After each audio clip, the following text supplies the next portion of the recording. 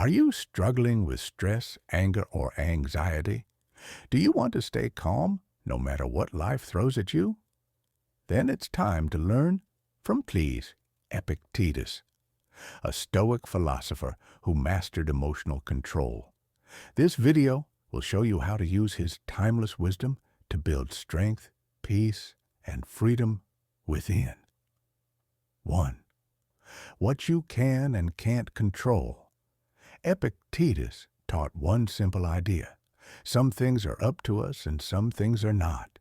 You can't control other people. You can't control the past. You can't control what happens outside you, but you can control how you respond. That's your power. When you focus only on what you can control, you stop wasting energy and you find peace. 2. Change how you see things. Life doesn't always go your way. You lose a job. Someone insults you. Plans fall apart. But Epictetus said, it's not what happens to you, but how you react to it that matters. You can choose to stay calm. You can choose to see a lesson instead of a problem. Your mind is the filter. Change the way you look at things, and the things you look at will change. 3. You are not your emotions. You are not your anger. You are not your fear. These are just feelings. They come and go. Epictetus reminded us, no man is free who is not master of himself. You don't have to react to every emotion. You can pause. You can breathe. You can choose a better response. That's real strength. 4. Daily practice builds mastery. Emotional control takes practice. Here are 3 simple things you can do every day. In the morning, ask yourself, what's in my control today? During the day, pause before reacting. Take a breath first. At night, reflect. What did I handle well? What can I improve? These small steps build a strong mind. 5.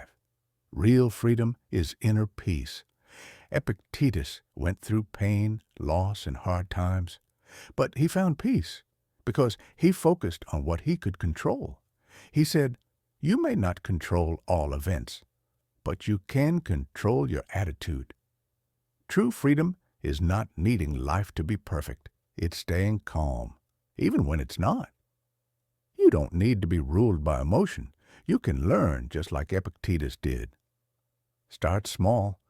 Practice daily, and little by little, you'll build a calm, strong, and free mind. Epictetus was born around 50 A.D. in Hierapolis, Phrygia, modern-day Turkey. He was born into slavery. His master brought him to Rome, where he served in the household of a powerful official. Though his early life was marked by hardship and oppression, Epictetus developed a powerful mind. He studied Stoic philosophy under Musonius Rufus and eventually gained his freedom. In time, he became one of the most respected teachers of Stoicism in the ancient world. Unlike many philosophers, Epictetus wrote nothing down. His teachings come to us through his student Arrian, who compiled them in the Discourses and the Enchiridion, or the Handbook. At the core of Epictetus's philosophy is a simple but profound idea. We cannot control what happens to us, but we can control how we respond. He taught that freedom lies not in external circumstances, but in our inner life. That true power is the ability to master our own thoughts, desires, and emotions. This teaching resonates deeply today.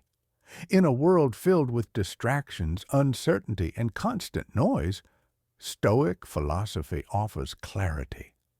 It reminds us that peace doesn't come from the outside. It comes from within. Epictetus believed that every human being has the capacity for inner peace, but only if we learn to separate what is up to us from what is not. He said, there is only one way to happiness, and that is to cease worrying about things which are beyond the power of our will. This is the path to emotional mastery. not through control of the world, but through the governance of the self. Inner peace is not passivity, it's not indifference, it's the calm strength that comes from aligning with reality, accepting what we cannot change and acting wisely on what we can. This is what Epictetus taught, not abstract theory, but a practical guide to living with courage, reason, and grace, a life of discipline, simplicity, and freedom, and in this, his wisdom endures. 2,000 years later, his voice still speaks, still steady, still strong, still stoic. It's not what happens to you, but how you react to it that matters. So taught Epictetus, the Stoic philosopher born into slavery, who rose to become one of the greatest teachers of inner freedom. At the heart of his philosophy lies a simple yet transformative truth. It is not events that disturb us, but our judgments about them. Imagine this. Two people are stuck in traffic. One fumes with frustration, pounding the steering wheel. The other listens to music, calm and unbothered. Same traffic, same delay, different perception. The event is neutral. Traffic is traffic, but the mind of the observer gives it meaning. One sees an inconvenience, the other sees an opportunity to slow down and reflect. Our emotions are not caused by the outside world. They arise from how we interpret the world. Another example, you're walking down the hallway and someone you know passes by without saying hello. You think, they're ignoring me. They must be angry. And now you feel hurt, anxious, even resentful. But what if you reframed that thought? What if they simply didn't see you? What if they were lost in thought? What if their silence had nothing to do with you at all? With this new perception, your emotion shifts. No longer disturbed, no longer threatened. This is the power of reframing. To take a step back and ask, what story am I telling myself right now? Is it true? Is there another way to see this? Epictetus reminded us, we are disturbed not by things, but by the views which we take of things. Even pain and hardship, he said, are not inherently bad. They are challenges, raw material for strength. He called this the art of turning obstacles into fuel. So when someone insults you, pause. Don't rush to anger. Ask, is their opinion a fact or just their judgment? When plans change and life throws surprises, remember, the only thing in your control is how you respond. Your mind is the gatekeeper, and perception is the key.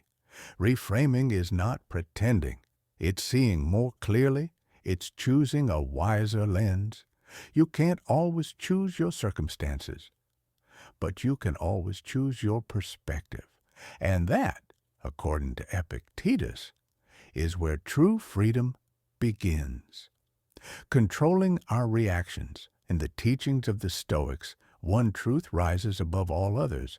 We do not control events, but we do control how we respond to them. This response, our internal reaction, is where our true power lies. At the heart of Stoic emotional mastery is a technique known as cognitive reframing. Cognitive reframing is the art of changing how we perceive a situation so we can respond to it more wisely and peacefully. It's not about denying pain or pretending problems don't exist. It's about training the mind to see things more clearly and to respond with reason rather than emotion. Men are disturbed not by things, but by the views which they take of them. Epictetus. Imagine someone cuts you off in traffic. Your immediate thought might be, they disrespected me. That thought creates anger.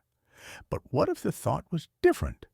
What if you said, maybe they're rushing to the hospital, or that's not about me, it's about them.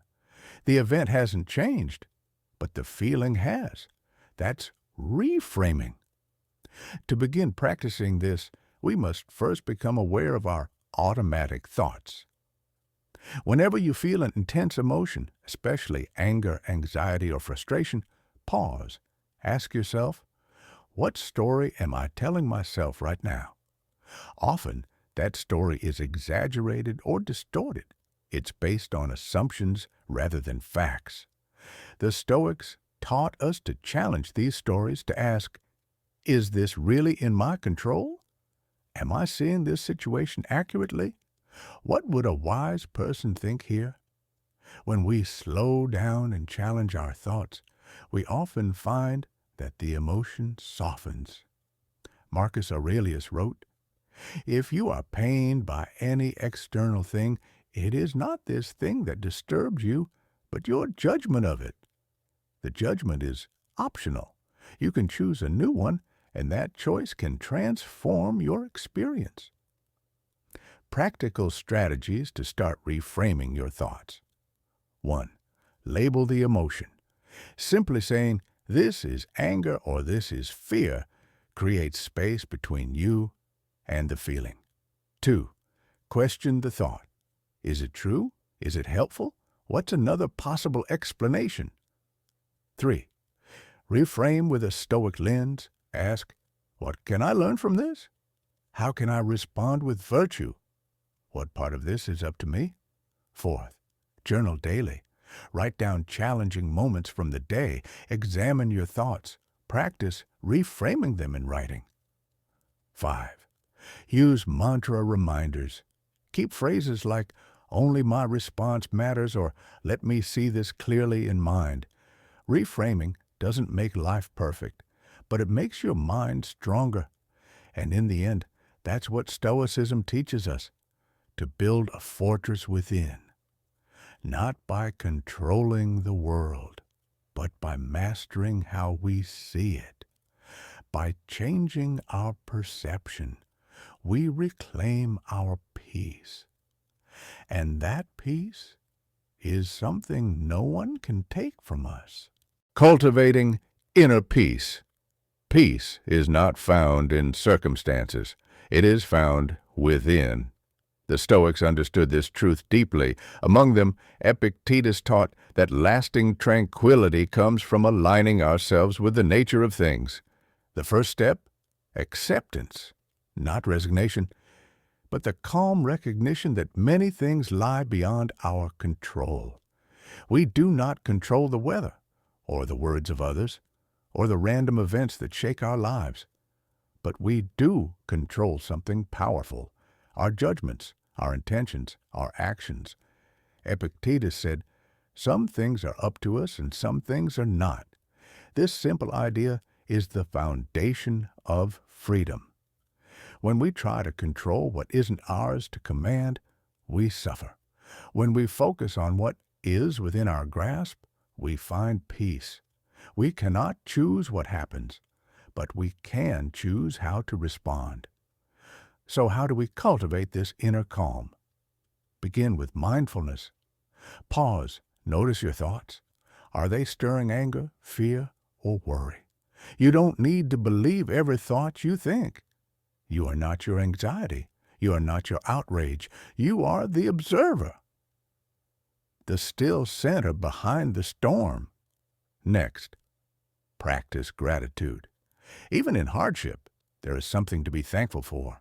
The warmth of the sun, the chance to begin again, the wisdom that pain brings. Gratitude grounds you in the present. It shifts your focus from lack to abundance, from fear to trust.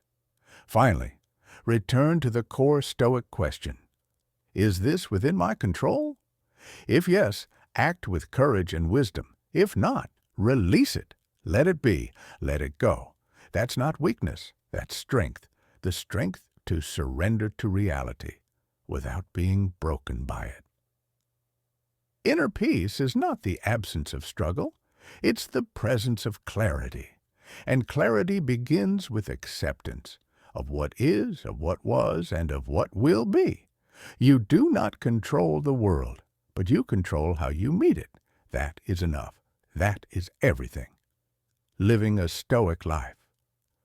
To live a Stoic life is not to retreat from the world, but to engage with it more deeply, more wisely, and with greater intention. It is not a cold withdrawal from emotion, but a steady mastery of it, a discipline that allows clarity, strength, and peace to arise in the face of life's trials. Begin each day with this understanding: there are things you control and things you do not. Your thoughts, your choices, your actions. These are yours. Everything else is not.